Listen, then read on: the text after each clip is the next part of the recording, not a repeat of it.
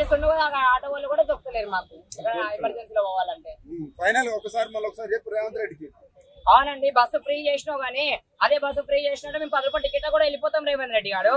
అదే న్యాయం చెయ్యండి. ట్రాన్స్జెండర్ పెన్షన్లు పెంచుతాను, ట్రాన్స్జెండర్ పింఛన్ పెంచుతాను, హ్యాండిక్యాప్ లో పింఛన్ పెంచుతాను, ఇట్లా చేస్తాను, నేను గెలిస్తే ఇది చేస్తాను అది చేస్తాను, ఆ మహిళలు చిన్నపిల్లల మహిళలు ఇంట్లో వాళ్ళకు 2500 ఇస్తాను, అకౌంట్ లో ఇస్తాను అవి అన్నారు కదా.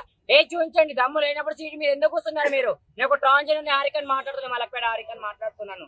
చీకటి పిఎస్ దగ్గరకు వచ్చిన పేరు చెప్పండి, ఎవరైనా చెప్తారు. అర్థమవుతుందా? అంత దమ్ము లేనప్పుడు సీట్ మీద కూర్చుని హక్కు నీకు లేకుండే. అర్థమవుతుందా? పోరాడి కూర్చున్నావు కదా, అట్లా చూపించు. అయితే ధైర్యంగా నిలబడి మాట్లాడినావు, ఇట్లా మాట ఇచ్చినావు, పేపర్ మీద సైన్ పెట్టి చూపించు పబ్లిక్ టీవీలలో. అట్లనే మాకు న్యాయం చేసి చూపించారు. ట్రాన్స్జెండర్ కూడా న్యాయం చేయాలి. ఈ పిల్లలు కూడా రోడ్ల మీద కూడా చిన్న చిన్న పిల్లలను వేసుకొని వండుకుంటున్నారు. వాళ్ళ పరిస్థితి ఏంది? అలా కూడా ఒక ఇల్లు లేవు. గవర్నమెంట్ నుంచి చదువుకున్న పిల్లలు కూడా ధర్నాలు చేసే పరిస్థితి ఉన్నది.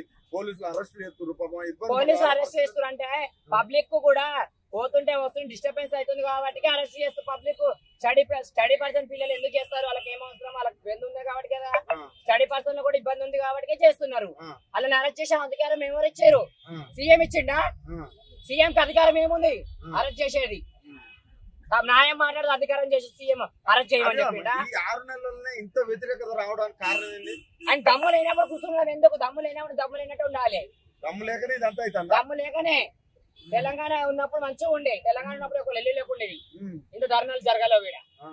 ఇక్కడ మీరు ఈ ఏరియాలో చూస్తున్నారు కానీ ఎప్పుడు జరగలేదు. ఓకే అమ్మ, మంచిది. మలక్పేటలో కూడా జరగలేదు. ఇప్పుడు ఏడ పడతాడు మర్డర్లు, ఏడ పడతాడు చీకటి పేస్ ముంగట్నే మొన్న మర్డర్ నాగరోడ్ల దగ్గర గొంతు కోసేసారు వారం కింద. అత్యాచారాలు ఇవన్నీ పెరిగిపోతున్నాయి. ఏం చేస్తున్నారండి? పోలీస్ అధికారం ఉండి ఏం చేస్తున్నారు?